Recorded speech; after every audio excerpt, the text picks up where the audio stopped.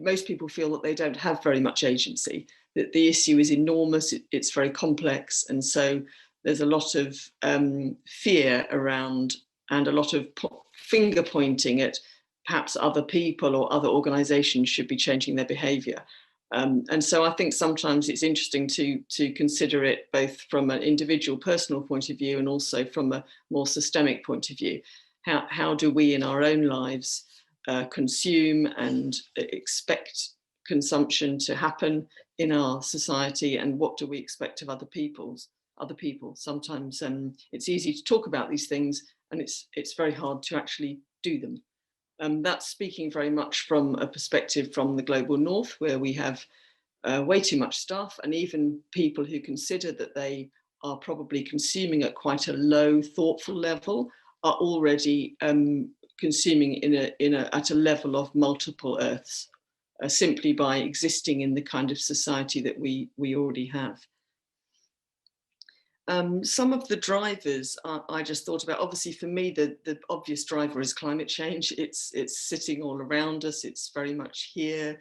The issues that worry us all will be things to do with resources, natural resources, flooding, water use, food production. Those sorts of things are very much are drivers that will affect how industries produce product, and also how people consume them in the future, and already now too. I'm very interested in the role of business in this, and I found the provocation very interesting from that area. In some areas, business is seen to be and is the big bad wolf, with a lot of money and power, and therefore a lot of agency. And in other ways, businesses can be choose to be very much at the lead and in the vanguard, and making changes because they have access to fast decision-making processes. And also they have access to finance in a way that policymakers don't often have that sort of speed of change at hand for them. I'm also interested in age and youth.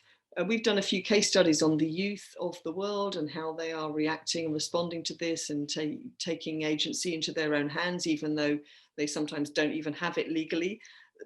They don't care, they just get out there and do stuff, and trying to tell adults, the adult world, how to behave better, and taking it into their own hands to consume differently. So in the global north, that's about, for instance, the big move towards veganism. Choosing not to eat, only to eat a plant-based diet. That's quite interesting to me. Also technology, and I know fully that changing technologies is very difficult, and in places where technology is embedded and infrastructure is old, such as we face in the global north. In my own country of the UK, trying to make our homes more sustainable is very difficult. We live in houses that sometimes hundreds of years old, with very antiquated systems and hard to change. We have covered examples at the Rapid Transition Alliance, for instance, of mobile money from Africa, which have been good examples to show how technology can enable people to leap a technology. So a lot of African people won't have had a landline in their home, and they will never have a landline in their home because they don't now need it in the world of mobile technology. Outcomes are very hard to say, especially because I'm speaking first before all of you much more knowledgeable people are speaking.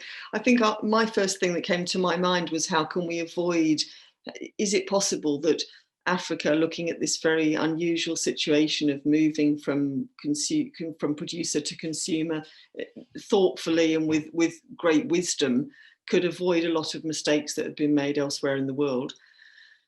I also think there's something about the African environment is obviously it's a huge continent with an enormous variety of countries and different sorts of environments. But I think Africa as a region has a much better and closer knowledge and understanding of what it's like living with the practical realities of climate change, and also with production.